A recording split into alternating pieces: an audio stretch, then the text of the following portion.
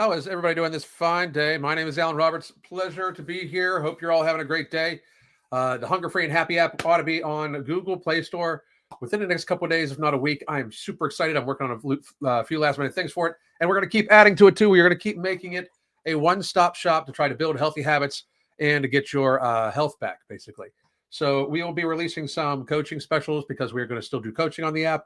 But for today, I wanted to talk about how your dietitians, without their even knowing it, oftentimes have such poor information that they are telling you just basically propaganda made by big food and big pharma. And I don't mean every dietitian. I am sure there are some good ones out there.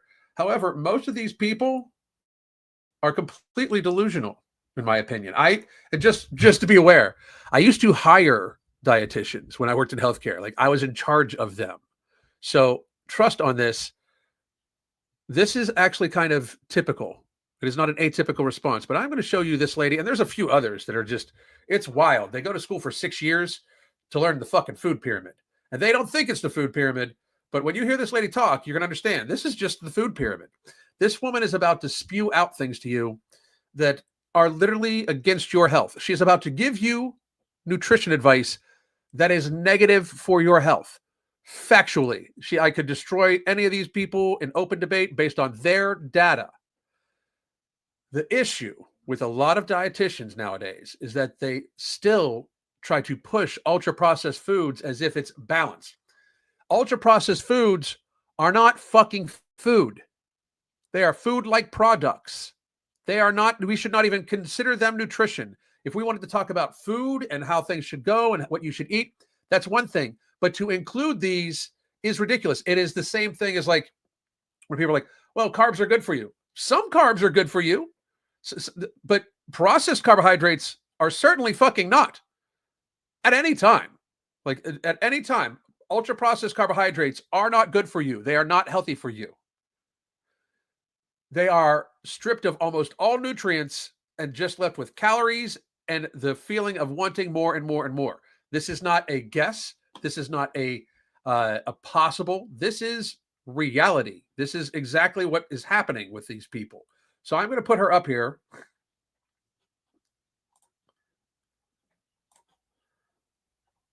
And I don't know this woman's name. I just came across this video. It came across my feed, so I am going to talk about it. But she is a registered dietitian. This woman went to school for like 6 years to spew stupidity. Here we go. For the person who's ever said to themselves, I had toast for breakfast, so I can't have a sandwich for lunch. I've said that. That's why I'm making this. At minimum, your brain needs 120 to 130 grams of carbs per day. Let me tell you how many slices of bread that is. 120 to 130 grams of carbs equals 6 to 6.5 pieces of bread. That's idiocy. So let me be very, very clear. Your brain does not need straight carbohydrates. Your brain can perfectly run well off ketones. There is actually a lot of data that shows that the brain's preferred method of energy would be ketones. Your brain seems to run much, much, much better on ketones. You seem to have much more mental clarity. And there are some very good ketone products on the market. I don't use any of them, but your body can make energy out of just about anything. Your body can turn fat into energy, into basically the things it needs. There are no carbohydrates that are essential. The only things that are essential when it comes to macronutrients are protein and fat. Anybody that tells you any different is spewing propaganda, because your body needs amino acids and fatty acids. It can make just about every fucking thing else. And there's some minerals and nutrients that you need. But most of those minerals and nutrients come from vegetables, not ultra-processed food. This woman is about to go into how many slices of bread you need in a fucking day. She is talking to a large audience, claiming to be a fucking professional. This is why credentialism is moronic. I don't buy into any of this. You're a doctor? Great. Let's debate. I'll fucking debate you. You're a dietitian? Let's fucking debate. I'll debate you. The data is the fucking data, right? The data doesn't care if a 6-year-old picking their nose is saying the data. If the data is true, the data is fucking true. It doesn't matter if you have 12 cheese, and the 6-year-old is picking their nose. If the 6-year-old spews something that's correct, and you say something that's false, but I can openly argue that that we should not be listening to people based off anything. They should be convincing you. This woman is just telling you that your brain needs 120 grams of carbohydrates in a day. Fucking source, bitch. Like seriously, where'd you get that from? From your Nestle's handbook when you went to dietitian school? Because this woman's literal education was formatted by Nestle and Pfizer, just about, by big food and big pharma. So let's hear her out. For light activity for myself, I would need 3 to 5 grams of carbohydrates per kilogram of my body weight. That is 220 to 360 grams of carbohydrates, which... No, you don't need it. No, you don't. Your body will make it. You do not need. You could go your entire motherfucking life right now and not eat another carb. Your body will make energy. 100%. For many of you, you'd probably live a lot longer, to tell you the truth. But yet alone the fact that she's not even talking about actual carbohydrates. She's talking about ultra-processed fucking food. Like, she's talking about ultra-processed food. This is wild. Equals 11 to 18 slices of bread. Moderate activity, like an hour of activity, so strength training or a run or a bike ride that was an hour, if I'm doing that, then I need 5 to 7 grams of carbohydrates per kilogram, and that is 18 to 25 slices of bread. I hope you keep this in mind the next time. I hope you keep it in mind that this woman's out of her motherfucking mind. She just told everybody to eat a loaf of fucking bread in a day if you get activity. She told women, other women, that if you are moderately active in a day, you need a loaf of fucking bread. You people wonder why I don't respect any of these fucking people. At some point in time, does your common sense not jump up and say that's stupid as fuck? Like, she is speaking down to people like, well, this is just so you know, anybody that doesn't tell you don't need these carbohydrates. You're telling people, you're not even telling people to eat like a couple cups of rice. You're saying slices of fucking bread. You woman are a complete fucking hack. Like completely. You're too stupid to be as embarrassed as you should be for being so fucking stupid. Like, that is insane to me. Like, radically You tell nuts. yourself, oh my gosh, I can't have bread at lunch because I had some at breakfast. Yeah, tell yourself not to have bread at breakfast anyway, and here's why. First of all, if you have bread at breakfast, you're inciting your glycemic response in your body. Your body is being flushed with insulin because it is taking in an ultra-processed carbohydrate that is going to get into your system very, very quickly. So you're going to have a lot of, the blood sugar running around. So insulin has to come out. And then your brain is going to be like, hey, we want more of that. So you're going to be hungry all fucking day. All fucking day. It is moronic advice. Here is the best advice I can give you on this shit. Treat ultra-processed foods as if they're for pleasure only. Don't even consider them nutrition. They're not nutrition. Don't consider it for nutrition. If you eat them, you shouldn't even consider like, well, how does this fit into my macros? It doesn't at all. If you are trying to be healthy, it doesn't fit into your fucking nutrition at all. All of you, every single one of you would be healthier not eating ultra-processed foods for the rest of your fucking life. Every single person. Like, every person alive. They're not food. They're ultra-processed food-like products. Her telling people to eat them is insanely wild to me. Like, for people to, the comment section is insane. The comment section is fucking silly. There's people like, oh, thank you. I knew it. Like, first of all, that is your own addiction bias. Like, you're basically addicted to carbohydrates, ultra-processed food, and you want to hear that it's okay from a source, from a credible source. Here's a credible source. The data shows that people that eat ultra-processed foods have a higher rate of all-cause mortality, tremendously. The data shows that people that eat a predominance of averaging 20% over, 20% or over of ultra-processed food on a daily basis have a 28% increased decline of cognitive function and a 25% increased decline of executive function of the fucking brain. That is reasoning. That is self-startedness. That is critical thinking. We in America average about 60%. So imagine how bad that is for your brain. Children in America average about 70 fucking percent. What the fuck are you doing to your children? What the fuck is this woman doing to children? This is not a guess or an estimate. It is known, like over decades and decades and decades. More studies that have been done on this than ever. Fucking the USDA even tried to do a study showing that you could eat ultra processed food, and it came out saying you could, and it was healthy for you, and that got torn the fuck apart, and they had to retract it.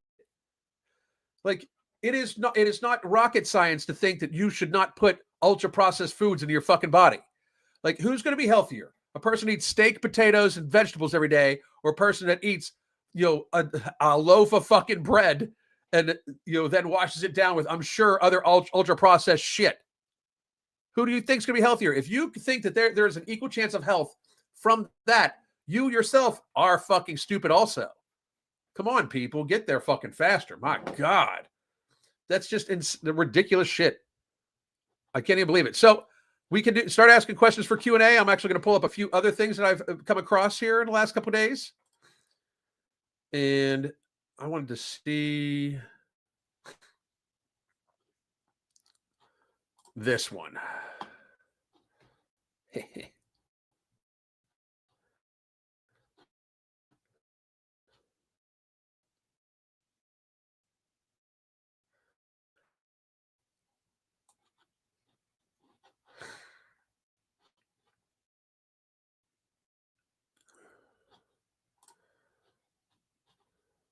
How's Mark? Mark's doing great.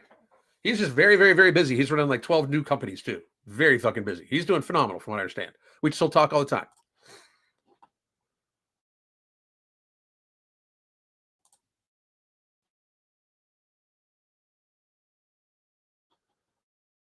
Mark is a good man.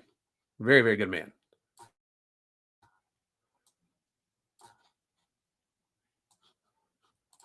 I'm trying not to swear as much. Oh, wait, here we go.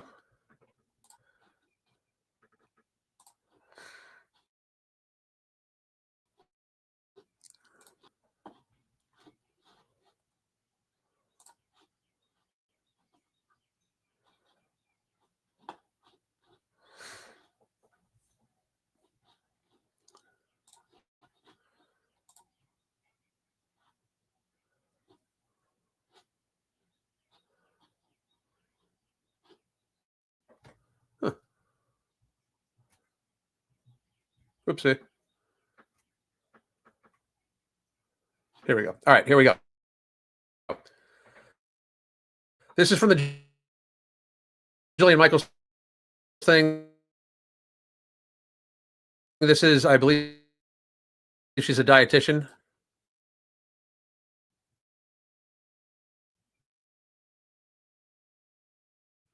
Listen to me. And that's problematic. There's a lot in this debate, but both sides are obesity is basically caused by childhood trauma. It's not only a diagnosis. Yes, trauma can influence eating behaviors, but reducing body size to something must have happened to you is stigmatizing. And it ignores everything that we know about biology and intentional weight loss is unethical. Or that GLP-1s are inherently body positivity is supposed to be freedom. Freedom from stigma. Freedom from just like stigma and everything like that. That's insane. That's wild. That's completely nuts. First of all, people are going to have assumptions about everybody that they view. It is human nature to like freedom from stigma. First of all, there's not fucking stigma. If you're morbidly obese, you eat too fucking much. The reasons, I don't give a fuck about. But you eat too fucking much. That's reality. It's not questioning. It's not a question. It's you eat too much for your caloric expenditure that your body goes through. And there's many factors, including genetics, which I will argue is a very minor one because we're not that far off genetically, right? It's not like one person has 10% different genes than another person. Fucking grow the fuck up. Like that's very ridiculous for people to think that's a huge factor. Are there some autoimmune disorders? Yes, there are autoimmune disorders that definitely make your metabolism drop down. A lot of them are caused by obesity too, like PCOS. Well, there's a lot of times that PCOS is actually caused by being obese. I hope all of you understand that's not bullshit. That's reality. But there is no such thing as weight stigma. There's weight reality. Like we look at looking at a 400-pound person, you know a lot about that person. You know a lot about them. You know that they don't move well, or that they could move a lot better if they weren't that big. You know why? Gravity, reality. You know that they have a hard time controlling themselves around certain factors. You know why? You can fucking see them. Like this whole bullshit, like, well, that's weight stigma and that's wrong. No.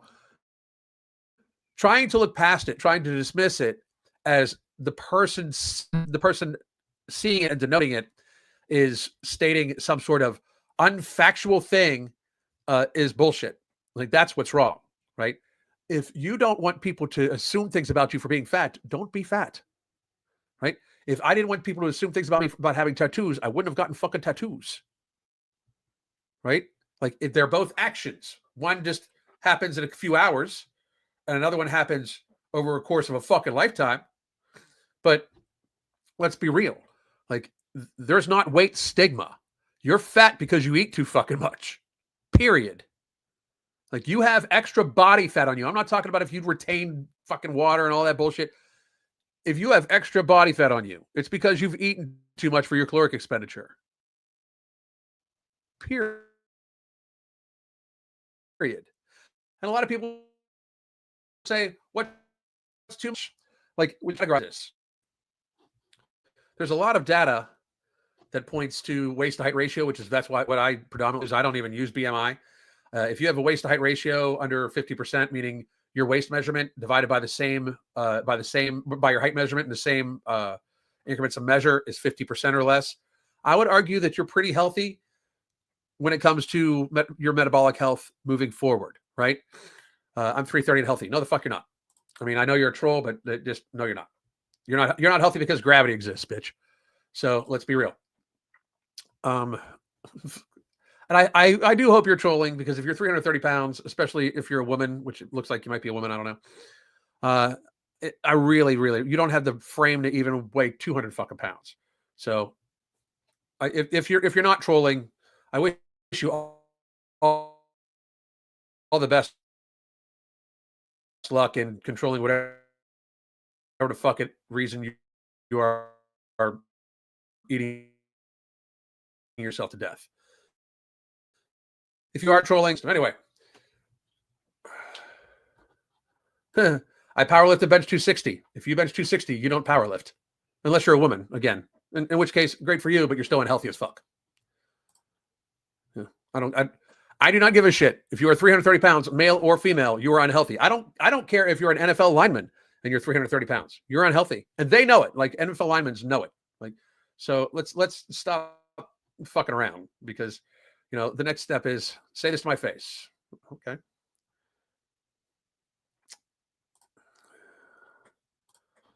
Here you go. You can join me at this link. And let me go to X to make sure you have it. You have to have your camera on, though. That's the one thing. You have to have your camera on.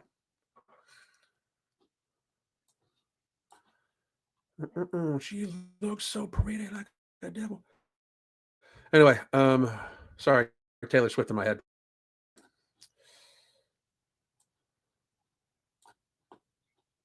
As soon as it comes up, I'll put it on X for you too, and you can join me, okay?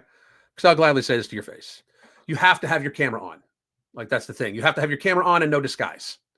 Because we've had people wear disguises before too, because fucking pussy, which is funny.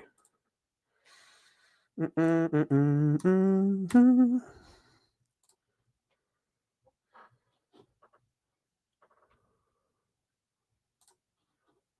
there you go. Now you can join me or not. If you join me, you have to have your camera on your face, no disguise, and I'll gladly tell you to your face you're unhealthy as fuck.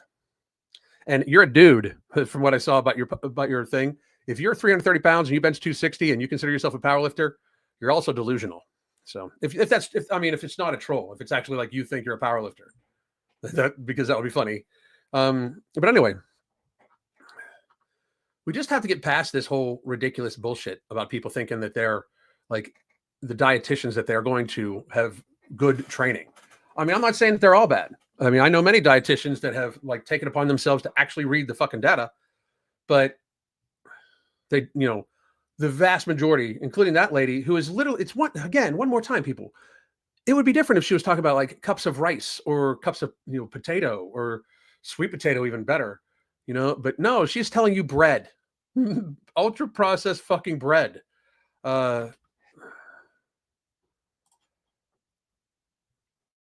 Oliver Richards, the Dutch giant, weighs approximately 353 pounds, standing at 7'2". Yeah, but just to put this out there, the longevity statistics on people that are over 6'6" are very bad anyway. So just being that big is not good for the human condition. And most of the time people that are over 7'2" have some form of gigantism, which is a pituitary gland thing. Oh, Sean, what's up, man? What's up? And he does not have his fucking disguise on. That's awesome, dude. Yeah, bro. So, I'm a big fan, bro. How you doing, man? I'm a power lifter and stuff. I'm a power lifter, and I wanted to tell you, like, give you a different perspective. You know what I'm saying? I feel like you're a good dude. I am a good dude, but because I don't lie to people who are 330 pounds and think that they're healthy. Yeah, I feel like that is kind of healthy though. Like I'm a like 265. No, that's a good bench, right? No, it's not. not for your weight. It's not. No. What was your bench where you were at your previous weight? When I was about 300 pounds, I was overhead military pressing 315. Damn, for real? Yeah, and I was squatting 600. Oh wow, what was your bench? My bench was somewhere in like the 375 range. Okay, dang, bro. Now I ain't gonna lie, I was showing like I'm losing weight and stuff. You know what I'm saying? Like you're right. Yeah. I was trolling. You know what I'm saying? That's not. I've been in the gym. Dude, that's what I figured. How much do you weigh, by the way? I'm like 295, like 6'3" right now. I'm trying to get like what weight? Because like I agree with you on like because I want to get down to like 250. You know what I'm saying? Like and have like the right waist height. But like what do you think though? Because I know some people like say you should do BMI or like 6'3". You're 6'3", so you're pretty tall. Here's what I would do, man. Like I tell this to a lot of my clients. And by the way, just for coming on here and having the fucking stones to bark back, I do want you to send me on X, send me your email and stuff like that, and I'm going to send you a link to join my app on me. Absolutely. Right?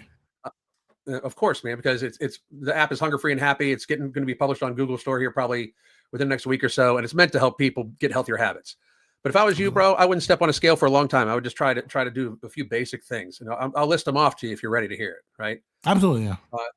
So tomorrow, I do think you should step on a scale and grab one final weight before you weigh. You won't weigh in but once a month after this. Okay. Mm-hmm. But I also think you should get a waist measurement, like around the thinnest portion of your waist. It's normally right underneath your rib cage. Grab that measurement, right? Because if you're 6'3", let's see, 6'3", it's 75 inches. If you're 6'3" and that is over 75 inches, come on, brain work. So that's 37.5 inches. If your waist is over 37.5 inches at its thinnest point, I would argue that you need to look out. If it's over 40, you definitely need to be doing some work, right? Because then you're truly unhealthy. Now, don't get me wrong. There's still a lot of there's a lot of people that are 6'3" that can weigh 240, 250 pounds. And they have a waist to height ratio under 0.5, especially people of Samoan descent and a lot of Polynesians, because just how their frame. Yeah, there you are. At the same time, here's what's happening. Your heart is only meant to beat so many times and pump so much blood, right? And it has to push all this blood to all this extra tissue. And that's one of the reasons why. Plus, you're wearing your knees out. Every pound you are overweight is anywhere from 4 to 10 pounds per square inch on your knees every time you walk on a flat surface. So you're going to wear your knees out early. And you're young, so you want them to last a long fucking time. Trust me, okay? Absolutely. Here's what I want you to do, man. So your ideal weight will probably be somewhere around 200, 220, somewhere in there. If you keep working out and stuff like that at 6'3", okay? So I would suggest that you try to get in before your midday. Like you wake up and between the time you wake up and you go to sleep, midway in there, you should have somewhere around 130, 140 ounces of fluid in you, non-alcoholic beverage. So it can be coffee, tea, water, everything like that. Crush the fluid early. All right. And then the second half of your day, you want to try to get like another maybe 60 ounces in. Okay. And that's when you're like, eating dinner and stuff like that. Have your first meal, whatever time of day you want to eat your first meal, have that shit be all protein and fat. Steak and eggs, just eggs, a piece of pork, something like that. Your second meal, if you do eat a second meal, have that be nothing but like light veggies, what I call them light veggies, non-carby veggies and more protein. Okay. And then for your third meal, if you do eat a third meal, then have a small portion of carbohydrates, rice, potatoes, sweet potato, that sort of thing. And here's the hard thing, dude. Here's the hard one for you. And I want you to do this for 2 weeks, and I'm going to check back in on you. Okay. Try not to eat any ultra processed food or processed sugar at all for 2 weeks. All right. Yeah. That's no carbohydrates, nothing with flour, nothing with processed sugar in it. Okay. For 2 weeks. And then we'll ask the question to you. Were you able to avoid them? If first of all, if you're able to avoid them for 2 weeks, you are better than 95% of the people that start this off, like for real.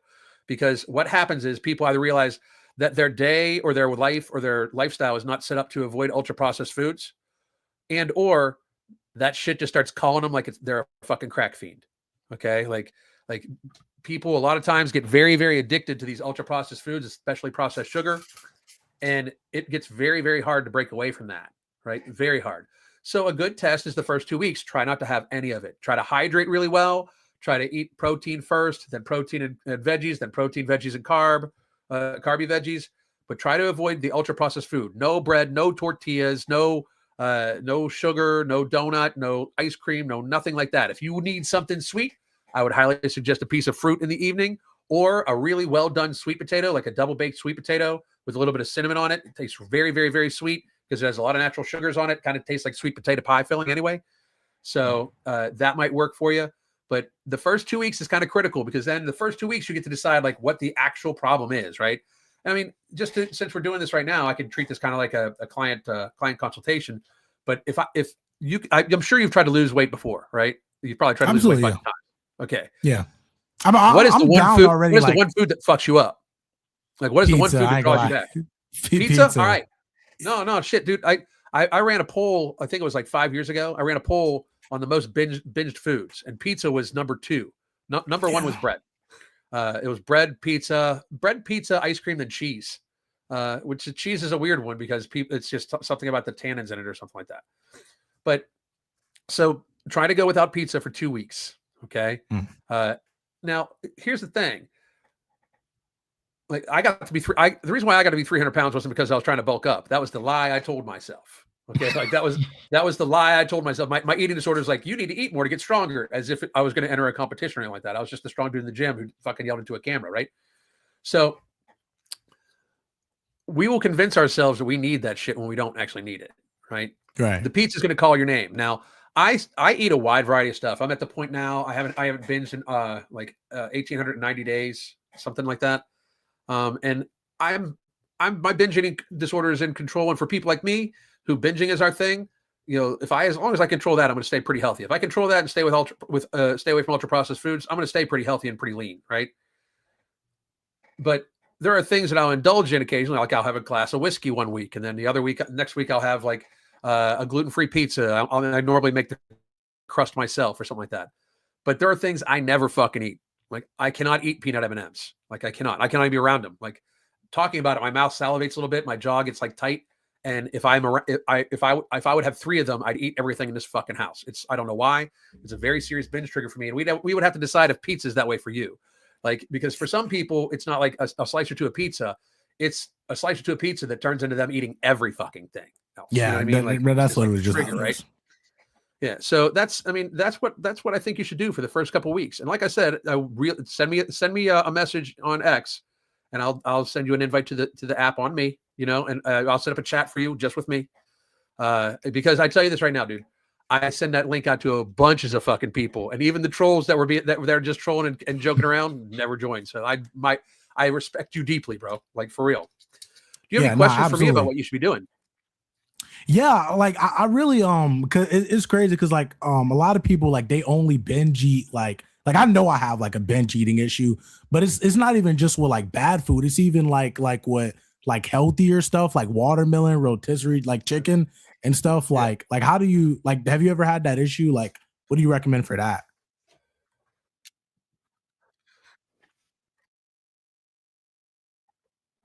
So if I start eating, like if I start binging, I'll binge everything. It does not matter what the fuck it is. Like rice cakes and peanut butter gone, like shit like that. Like, I mean, everything. Right. And that a little bit over time that you got to watch that. That's one of the reasons why, like the app I built, it talks about sleep, stress relief, hydration, proper nutrition. We keep track of the ultra processed foods, but it talks about like keeping, tracking your cravings, those sorts of things. It's kind of a longer road. That's why I count the days, like, and you'll see on the app, like I put in the date of my last binge, and that's how it gives me my binge tracking. Right. So I just think that like that stuff happens over time. Like it's not going to just go away, because like I've done it before where all of a sudden I'll be eating something and then the next thing I know, I'm like, shit, I ate way too much of that. Like I used to have, I love fried plantains. I fucking love them. That's one of the reasons why I love living in the South, man. I fucking love them. And for a while, Aldi's was selling this bag of them that you could get. And it had 4 bags inside the bag. So that's great because the portion size, blah, blah, blah. We can't keep them in the house. Like we can't, because like I'll make all the bags. Like it's healthy. They're fucking plantains. They're air fryered, but I'll eat all of them. I'll eat 3,000 calories of them. You know what I mean? And that's not good. Right. So one of the things I've done over the course of time, and we do this with all of our clients too, is we got people away from eating volume food, because that's a huge mistake that people do when they first start dieting too. And that's one of the reasons why you're able to do stuff like that. Like you'll start eating a chicken, and instead of like it feeling like it's filling you up, you'll have plenty of space left because you're used to eating a larger volume of food. And then a lot of people, when they try to lose weight, they'll switch to like, I'm just going to eat huge salads. And if you keep yourself used to the capacity of eating a large volume of food, it's eventually not going to fucking be salad. It's eventually going to end up being pizza. You know what I mean? Like at some point in time, like I can't physically fit in my stomach nearly the food I used to be able to, because we worked on my portion sizes every day. We do this thing called the 75-20-20 protocol, where I eat like on my biggest meal, which is normally my main meal, I eat 75% of what I plate up for myself. I stop, I drink 20 ounces of water, talk with the wife for about 20 minutes. And if I'm still hungry, I eat whatever's left on the plate that I want to eat. And if not, I just put it up. And over the course of time, my portion sizes have just gotten naturally smaller. And it does a couple good things also besides that for people like us.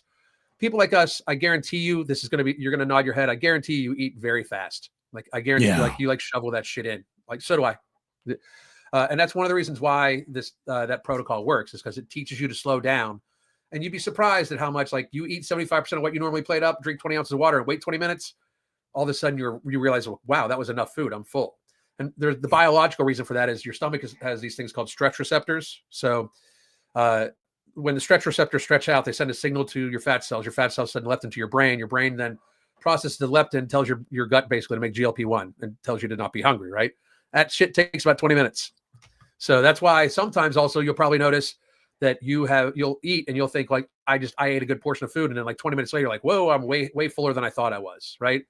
That's the reason for that, is because it takes about 20 minutes. So, that's one of the things I suggest to everybody is like at your biggest meal, especially follow that. There's actually a little thing in our app that has a timer on it for you and everything like that too, that you'll be able to use. So, but even the binging on the regular food, binge eaters binge on anything. The triggers are almost normally ultra processed food, but once you develop binge eating, and I tell this to everybody, there's no fucking cure. If I had a cure, I'd cure myself first, motherfuckers. I swear. Like I'm that kind of greedy. I would not want to have to wear this, but I'm terrified of binging every day because it will kill me. Like I can sit down and eat like 6,000 calories, like for real. Like my go-to binge eating meal was always 10 McDoubles, 2 double fries.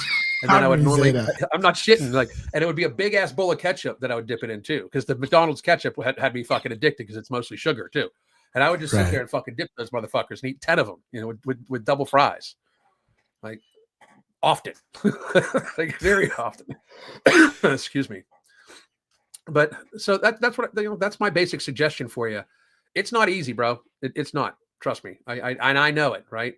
But you do see what will happen if you don't get it under control, right? Absolutely, if you don't get it if you don't get it under control, there are not old fat people. Like if they're old and they're fat, they just got fat when they got old. They were not fat at your age. You know what I mean? Like, so that's I think you should like be proud of yourself that you're taking it on, because it's not easy, especially around society nowadays. Like pizza's the everything food.